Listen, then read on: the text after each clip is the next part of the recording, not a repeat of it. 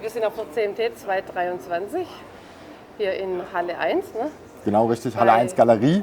Galerie, gell, bei Kerkam Weltreisemobile. Das ist richtig, Und da haben wir schon das größte hier, oder, bei euch? Ist tatsächlich das größte Fahrzeug, was wir jetzt momentan mit auf der Messe haben.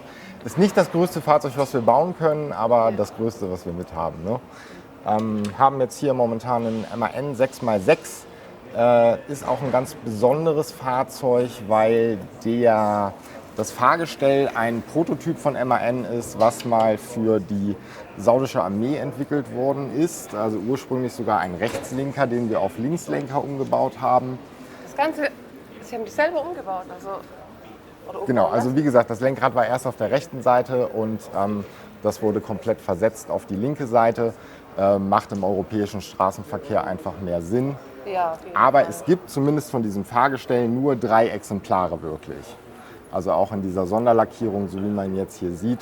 Also ein absolutes Unikat. Genau, ein absolutes Unikat. Und Fahrgestell kaufen wir natürlich zu von MAN, Mercedes, Scania, da können Sie fast alles haben, was Sie wollen. Auch Iveco dann in der 7-Tonnen-Klasse. Macht ja auch kleinere. Wir machen auch kleinere, also wir fangen bei 7 Tonnen an, kleiner machen wir selber nicht. Wir haben mit den Großen schon genug zu tun. Ja. Ja, wirklich, ich denke, von der Gewichtsklasse her und von der Zuladung her würde das auch drunter gar nicht wirklich Sinn machen, oder? Nee, auf Weltreise richtig. zu gehen. Man will ja auch, wenn man auf Weltreise gehen möchte, will man ein bisschen länger autark sein und dementsprechend passt es ja mit dem Gewicht schon überhaupt gar nicht. Genau, richtig. Auch unsere Kabine werden halt so stabil gebaut, das schaffen wir in kleinerer Fahrzeugklasse gar nicht. Genauso der Möbelbau. Da achten wir sehr darauf, dass der Offroad-fähig ist, also dass der wirklich sehr stabil gebaut wird. Auch das ist in leichteren Gewichten immer schwierig. Hier haben wir jetzt einen permanenten Allradantrieb 6x6. Gibt aber auch die Möglichkeit, zuschaltbaren Allradantrieb in 4x4, 6x6 zu bekommen. Zuschaltbar macht immer dann Sinn, wenn man mehr Assistenzsysteme in den Autos haben möchte, weil die funktionieren bei den permanenten 6x6 oder 4x4 nicht. Das kommt immer darauf an, was der Kunde gerne möchte. Also generell sind wir eine Manufaktur, das heißt, der Kunde kann bei uns aus verschiedenen Grundrissen auswählen, die wir schon gebaut haben, kann diese Grundrisse auch leicht verändern. Auch im Innenraum ist fast alles möglich, also die Holzfarben, Fußbodenfarben, Polsterfarben, welche Matratze nachher rein soll, das machen wir genau so, wie der Kunde das nachher haben möchte. Das ist immer ein langer Prozess, also in der Regel brauchen wir so 2 bis 3 Tage, bis wir überhaupt die Konfiguration sozusagen zusammengestellt haben. Und ja, dann wird unterschrieben und dann geht es für uns daran, den Traum des Kunden zu verwirklichen und zu bauen. Und in welchem Zeitraum befindet man sich da ungefähr, wenn man jetzt bestellen würde, sich was aussuchen würde? Allein die Vorbereitung, das Aussuchen und dann natürlich der ganze Bau. Also das ist momentan sehr schwierig, weil die Fahrgestellhersteller sehr lange Lieferzeiten haben. Aber ein realistischer Zeitrahmen ist ungefähr 2 Jahre von Bestellung bis zur Auslieferung nachher. Aber so 2,5 Jahre sollte man schon mitbringen für so ein Projekt, genau. Ja, also das wird ja nach guten Wünschen angefertigt, das ist ja kein Fahrzeug von der Stange. Genau. Was hat denn der für eine Dieseltankgröße? Der hat jetzt einmal 400 auf der Seite, das ist der Edelstahltank, den wir sehen, und dann nochmal 180 auf der anderen Seite. Das ist auch eigentlich so das Standard, was wir verbauen. Das heißt nachher 580 Liter Diesel insgesamt. Es ist auch noch mehr möglich. Wir können auch 2 400 Liter Tanks verbauen, also 800 Liter nachher. Muss man immer wissen oder mit dem Kunden nachher auch absprechen, was das Fahrzeug machen soll, in was für Einsatzgebieten das unterwegs sein soll. Aber mit den 580 Litern kommen sie schon sehr weit. Ne? Ja, das ist schon eine ordentliche Menge. Wenn ich richtig informiert bin, glaube ich, nimmt das so 28 Liter, kann das sein? Ja, bei dem Dreiachser ist das eine realistische Zahl. So ein 4x4 können Sie auch so mit 22 Litern nachher auf der Straße fahren. Wenn es dann nachher ins Gelände geht, steigt das aber gerne nochmal ein bisschen an. Und bei wie viel Tonnen sind wir hier? Also dürfen tut dieses Fahrzeug 26 Tonnen. 26 Tonnen. Genau, da sind wir aber mit unserem Aufbau noch weit von entfernt. Also der dürfte jetzt ungefähr 18 Tonnen wiegen, wie er hier steht. Also Mit Zuladung vollen Tanks. braucht hier gar nicht erwähnt werden. Nee, also wir sagen immer, Sie können noch so ein Wohnmobil kaufen und das können Sie oben aufs Dach stellen und dann sind Sie immer noch ganz weit davon entfernt, wo wir bei der Zuladung nachher sozusagen an die Grenzen stoßen. Okay. Das tut den Fahrgestellen aber auch gut. Gerade wenn die im Gelände bewegt werden, darf ein Fahrgestell nicht an die maximale Traglast herankommen. Ist einfach deutlich besser nachher im Fahrverhalten, gerade wenn es dann auch ins Gelände geht. Genau. Bei Insta sind wir auch ganz neu. Folgen Sie uns gerne. Unter Kerkamp Weltreisemobile finden Sie uns. Da stellen wir jetzt während der CMT auch nochmal jedes Fahrzeug vor, was wir hier auf der Messe haben. Und du bist der Kai und ihr habt auch noch eine eigene Homepage. Wie nennt sich die denn? Das ist weltreisemobile.com, also www.weltreisemobile.com. Da dürfen Sie auch gerne mal schauen. Da finden Sie unsere Grundrisse, auch viele Fotos, Kundenfotos, was wir so machen. Einfach, dass man mal einen Eindruck davon bekommt, was möglich ist. Und der Große hier hat ja noch eine richtige Garage. Also das ist ein Quad, ne?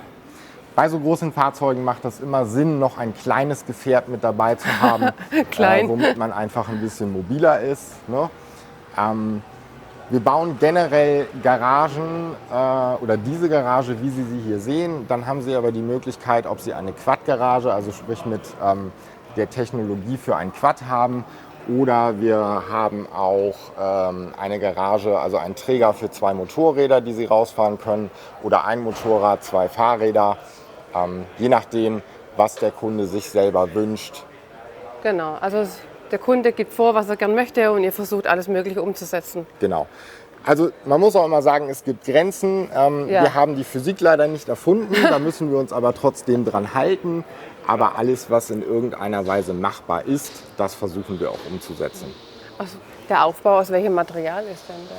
Wir haben hier immer Voll-GFK-Kabinen im Standard mit einer 6 cm dicken Wandaufbau, 10 cm dicken Bodenaufbau sowie Deckenaufbau. Wir können aber bis zu 10 cm Wandaufbau machen. Wir sagen aber, die 6 cm, so wie die Kabine gebaut ist, reicht vollkommen aus, um Temperaturzonen bis minus 25 Grad komfortabel bereisen zu können. Und meistens reichen die minus 25 Grad auch, weil so viele Länder auf der Erde haben wir nicht. Da braucht man sich also mit Wassereinbruch keine Gedanken machen, mit Undichtigkeiten bei GFK. Nein. GFK ist deutlich stabiler, als wenn wir jetzt Aluminium nehmen würden für die Außenhaut.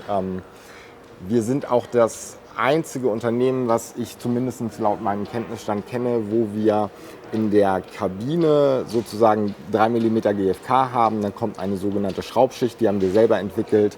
Dann kommt ein spezieller PU-Schaum und dann nochmal eine Schraubschicht. Also Sie können bei uns von außen sowie von innen sozusagen Schrauben in die Kabine verbringen, die auch entsprechend halten. Okay. Ne?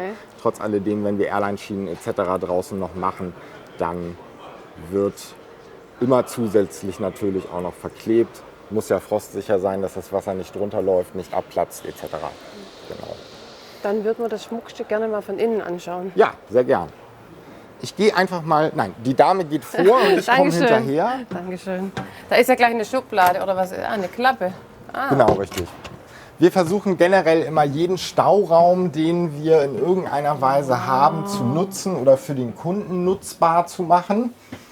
Ob es jetzt hinten die Schlauchbox, also sprich der Anfahrschutz hinten ist, da kann man dann zum Beispiel Schläuche etc. reinpacken. Alles, was so ein bisschen schmutzig vielleicht ist, damit man das nicht ins Fahrzeug verbringen muss. Mega schön. Ja.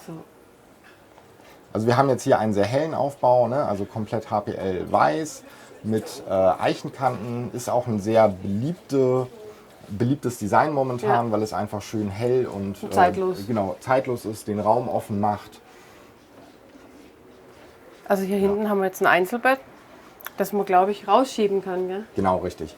Wir haben jetzt hier eine 5,25 Meter lange Wohnkabine mit einem Querschläfer-Ausziehbett. Das heißt, wenn Sie die Polster, die Sie jetzt vor sich sehen, sozusagen einmal umlegen, dann können Sie das Bett rausziehen und auf die doppelte Länge erweitern.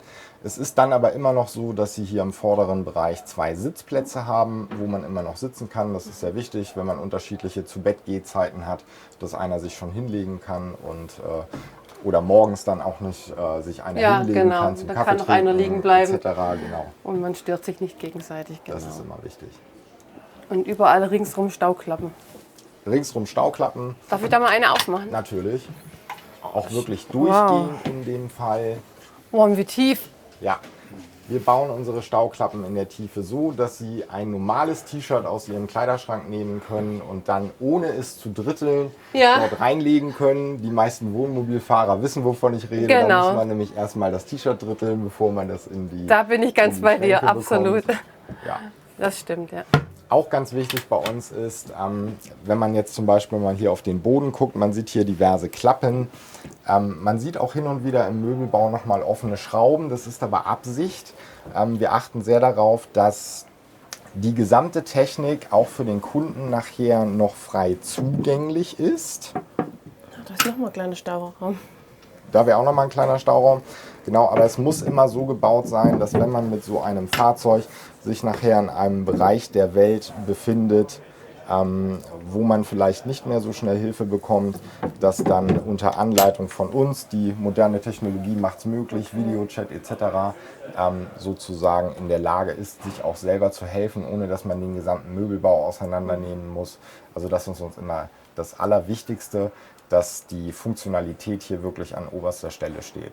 Natürlich können wir designtechnisch alles Mögliche machen und können so ein Fahrzeug auch noch viel moderner gestalten, als wir das jetzt hier haben. Aber trotz alledem, oberste Prämisse ist immer Funktionalität. Genau, der Kunde muss in der Lage sein, überall ranzukommen, alles nachher auch irgendwie selbstständig eventuell mal zu reparieren. Das passiert zwar nicht relativ häufig, aber hin und wieder gibt es das immer. Das muss man auch offen und ehrlich Das heißt, sagen. wenn man auf Weltreise ist und ein technisches Problem hat, dann kann man bei euch anrufen, Genau, richtig. kriegt man eine Hilfestellung. Also meine Handynummer gibt es immer nur für den Kunden, der auch ein Auto bei uns kauft. Da Ja, können Sie also aber in der Theorie 24 Stunden rund um die Uhr anrufen.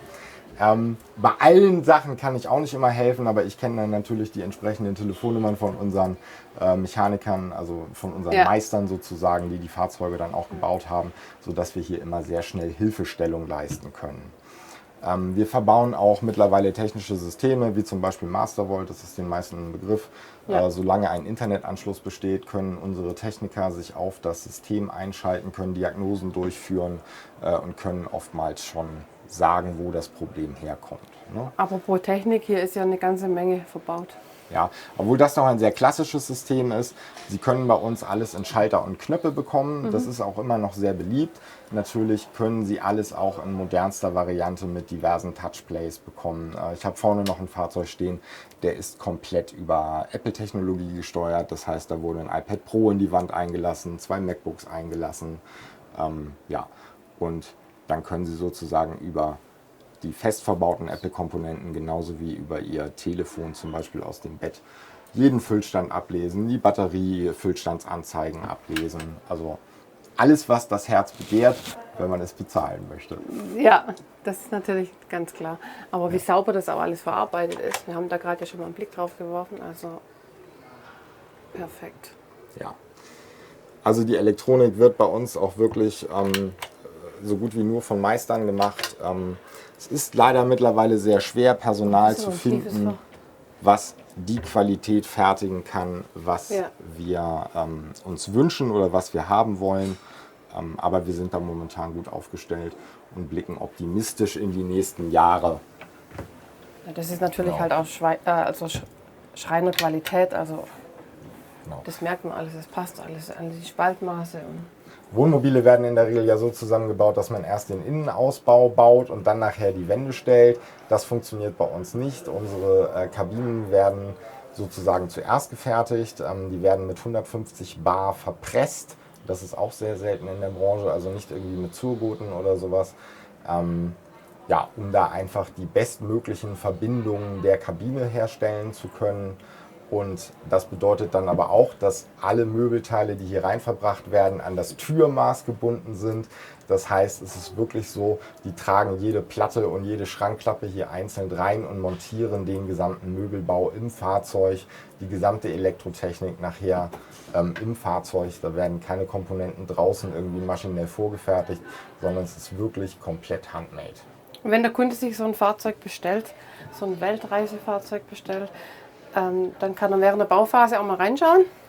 Selbstverständlich. Machen wir auch sehr viel. Wir haben sehr viel interessierte Kunden, die natürlich auch an der Technik interessiert sind, wo die einzelnen Leitungen liegen etc. Das macht durchaus Sinn, dass man sich während der Bauphase dann auch mal vielleicht einen Tag Zeit nimmt in den verschiedenen Bauabschnitten und mit unseren Handwerkern da ein bisschen mitbaut sozusagen, sich schon mal viel erklären lässt, damit man nachher auch weiß, sollte ein Problem auftreten, ne? Wo ist das Kabel, wo muss ich ran, um dieses Problem sozusagen zu lösen. Und natürlich auch ein Verständnis für die gesamte Technologie zu entwickeln, die in diesen Fahrzeugen verbaut ist. Das ist wichtig. Dann schauen wir uns mal die schöne Küche an. Ja. Bisschen kleiner wie zu Hause, aber ansonsten alles so ein richtiger Backofen. Richtiger Backofen, drei Flammen, Gasherd in dem Falle. Wir können natürlich auch voll elektrisch, also gasfrei bauen. Induktion. Induktion, genau.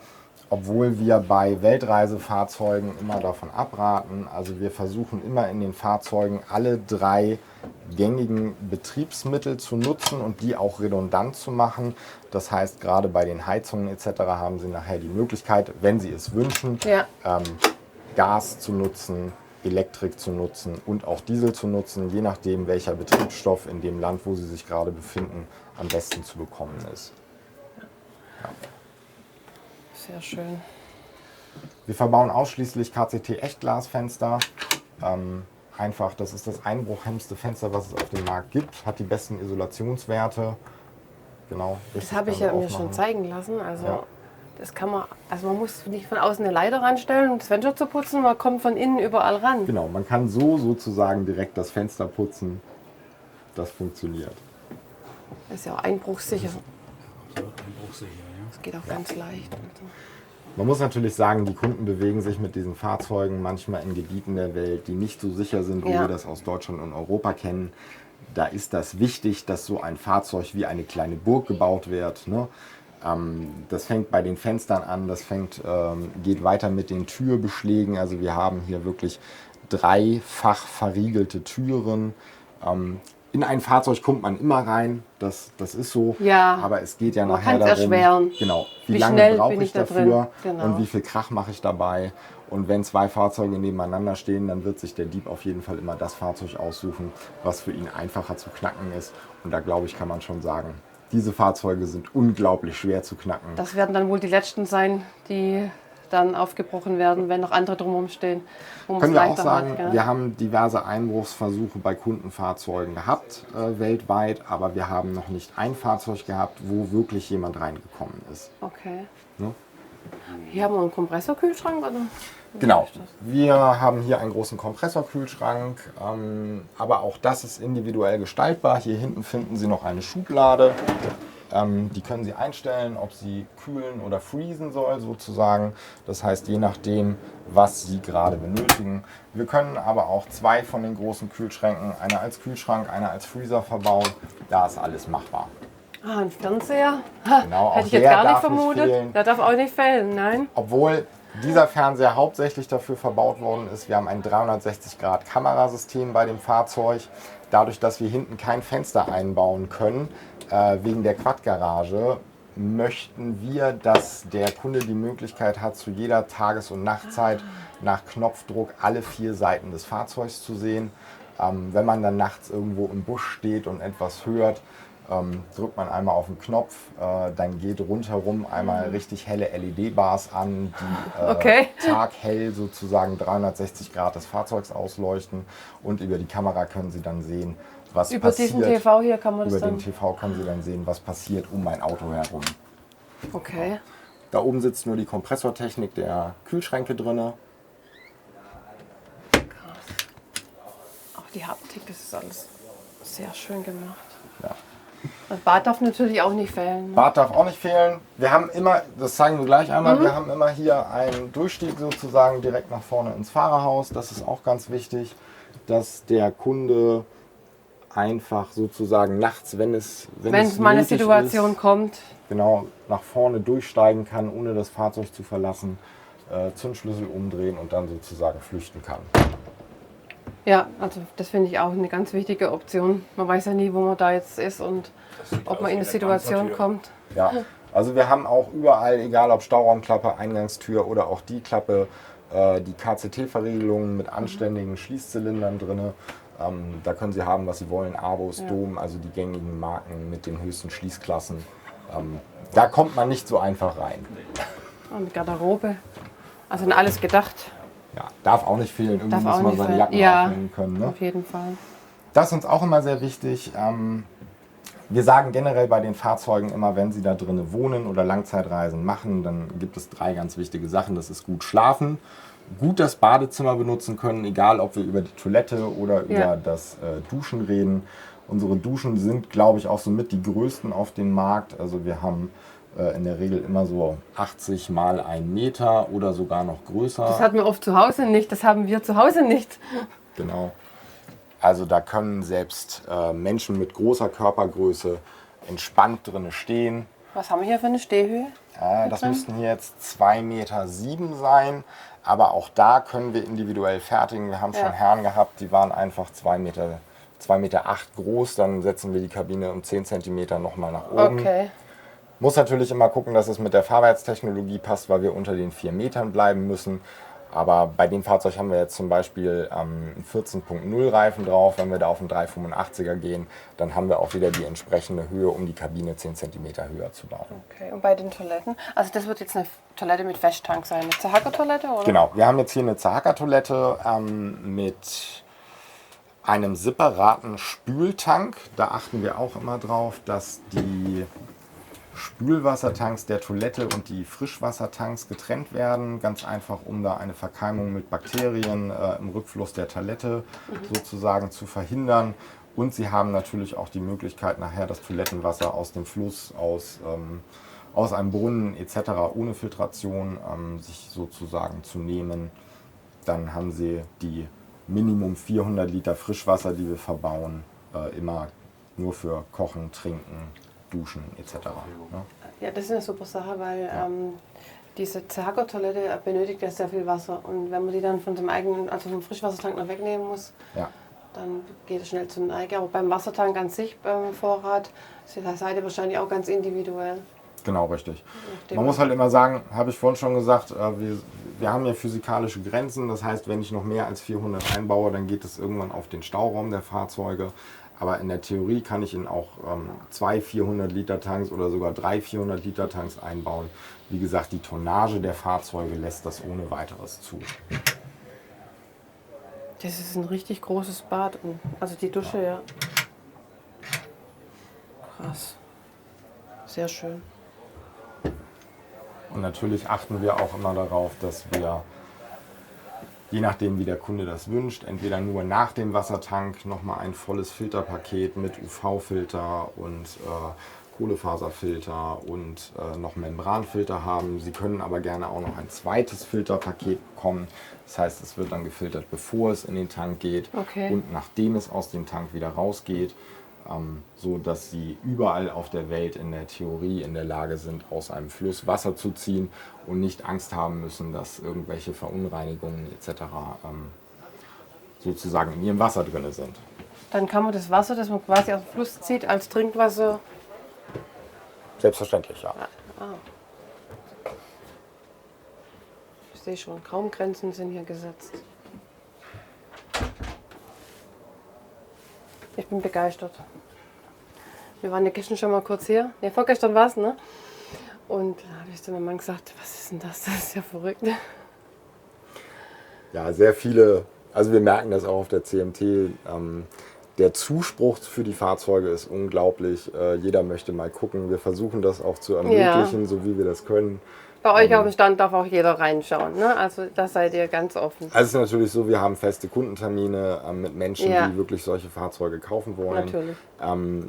Mit denen nehmen wir uns auch Zeit in den Autos. In der Zeit ist es sozusagen für den Mainstream nicht machbar, in die Fahrzeuge zu kommen. Aber wenn ein Fahrzeug gerade keinen Kunden drin hat, dann versuchen wir auch jedem zu ermöglichen, zumindest einmal einen Blick in die Fahrzeuge zu werfen. Man muss ja schon sagen, das ist für viele Menschen ein großer Traum. Ja. Und ja, Träumen darf man ja, gell? Wir freuen uns einfach sehr, dass wir der Traumerfüller in dem Falle sind, also den Menschen sozusagen ihren Lebenstraum damit erfüllen dürfen. Und die Firma hast du erst vor kurzem übernommen? Genau, also es ist jetzt noch gar nicht lange her, ich glaube 2 Monate ist es jetzt her. Herr Kerkamp, also der Inhaber, hat nun ein entsprechendes Alter erreicht, wo er sich dann auch in wohlverdienten Ruhestand zurückziehen darf. Wir kennen uns schon ein bisschen länger und ihm war das sehr wichtig, jemanden zu finden, der sein Lebenswerk sozusagen weiterführt. Und ich beschäftige mich quasi schon mein ganzes Leben mit solchen Fahrzeugen, komme ganz ursprünglich in meiner Kindheit aus dem Bootsbaubereich, was gerade in der Technologie sehr übertragbar auf diese Fahrzeuge ist.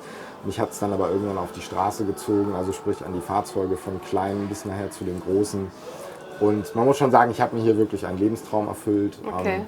Also ich brenne richtig dafür. Man merkt es auch. Ja. Und man merkt es auch an Ihrem Vorgänger, der das auch mit Leib und Seele gemacht hat. Und man merkt auch hier, dass er jemand wirklich gefunden hat, der es so fortführt. Also wenn man das nicht ausstrahlt, man muss es ausstrahlen, sonst kann man es auch dem Kunden nicht und den Interessenten auch nicht weitergeben. Das stimmt. So, wir bedanken uns, Kai, bei dir. Vielen Dank. Super gemacht. Man merkt es, dass es mit Leib und Seele und mit viel Liebe im Detail. Ich habe auch gerade gehört, die Übergabe bei so einem Fahrzeug dauert dann 2 Tage. Genau, mindestens. Mindestens. Also schaut es euch an auf der Messe oder auf vielen anderen Messen. Seid ihr auf vielen anderen Messen auch vertreten? Genau, also die nächste Messe wird für uns tatsächlich jetzt die Abenteuer Allrad sein, aber auch im Basshaus auf der Northside werden wir sein. Okay, Also dann gerne. bedanken wir uns fürs Zuschauen. Gerne vorbeikommen. Schenkt uns ein Like, abonniert unseren Kanal Wir würden uns freuen. und